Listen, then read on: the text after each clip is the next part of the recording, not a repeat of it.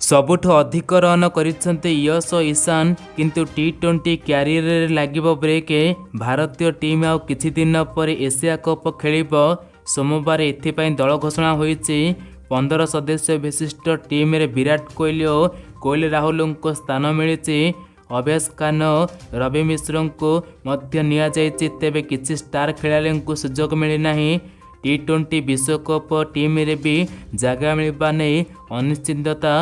तेबे ईशा किसान और यश आयर से खेलाड़ी मध्य सामिल अछंती जे मानकु सुजोग मिली नाही।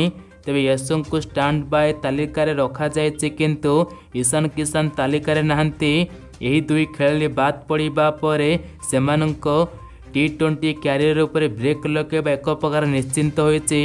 यशंक नारे अधिक रन 2022 रे यश और ईशान भारतीय दल पई टी20 फॉर्मेट रे सबुठु अधिक रन करिसेंती।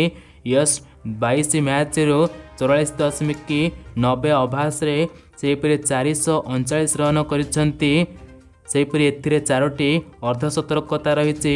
तेबे ईशाकंक ठारो पछे रोहित सूर्य, सेहीपरि ईशान चलित वर्ष 14टी, सेहीपरि टी20 रे 430 रन करिसेंती।